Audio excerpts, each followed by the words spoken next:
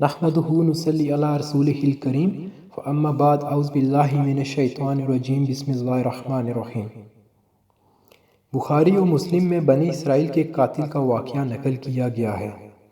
حضور اکرم صلی اللہ علیہ وسلم نے اللہ کے یہاں توبہ کی قبولیت سے متعلق صحابہ کرام رضوان اللہ علیہم اجمعین کے سامنے بنی اسرائیل کے قاتل کا نہایت خوبصورت اور ایمان افروز واقعہ بیان فرمایا کہ بنی اسرائیل میں ایک شخص چوری، ڈکیتی اور قتل میں بہت مشہور تھا اور نہایت معمولی بات پر کسی کو قتل کر دیتا تھا۔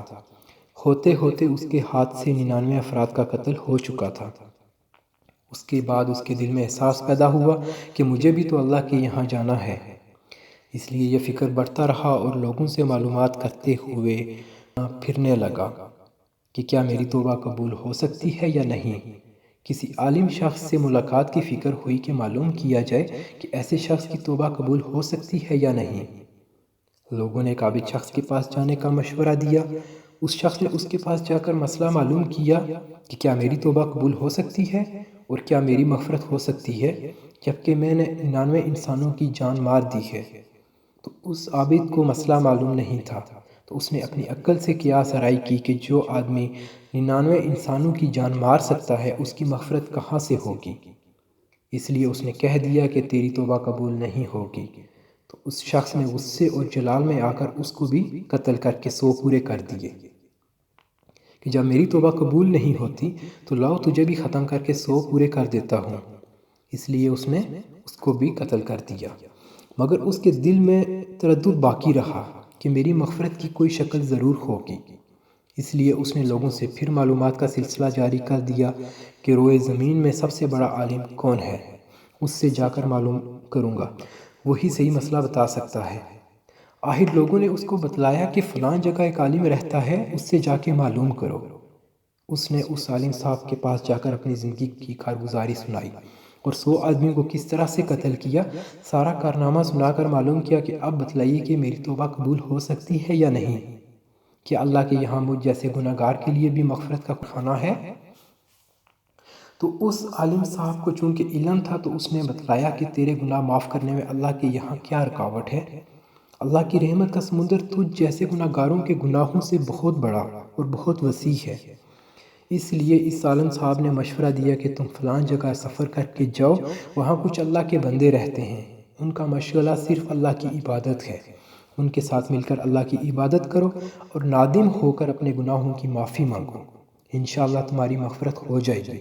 جب اس شخص نے آدھا راستہ طے کر لیا تو ملک الموت آ گئے اور اس کی موت واقعہ ہو گئی۔ اب اس کی روح لے جانے کا مسئلہ کھڑا ہوا۔ آسمانوں سے رحمت کے فرشتے بھی آئے اور عذاب کے فرشتے بھی۔ رحمت کے فرشتے کہنے لگے کہ اس کی روح لے جانے کا حق ہم کو ہے، اس لیے کہ یہ سچے دل سے تائب ہو کر عبادت کے لیے جا رہا ہے، اور عذاب کے فرشتے کہنے لگے کہ اس کی روح لے جانے کا حق ہم کو ہے، اس لیے کہ اس شخص نے کبھی کوئی نیک کام نہیں کیا، پوری زندگی معصیت میں گنوا دی۔ اسی دوران آسمانوں سے آدمی کی شکل میں ایک فرشتہ آیا۔ بعض روایات سے معلوم ہوتا ہے کہ یہ آنے والا فرشتہ جبریل امین علیہ السلام تھے۔ اس فرشتے نے تشریف لا کر ان دونوں طرح کے فرشتوں کے درمیان یہ فیصلہ کیا کہ دونوں طرح کی مسافت ناپ کے دیکھ لو، جہاں سے آ رہا ہے وہاں کی مسافت قریب ہے، جہاں جا رہا ہے وہاں کی مسافت، لہٰذا جہاں کی مسافت قریب ہو اس شخص کو وہاں والوں میں شمار کر دیا جائے۔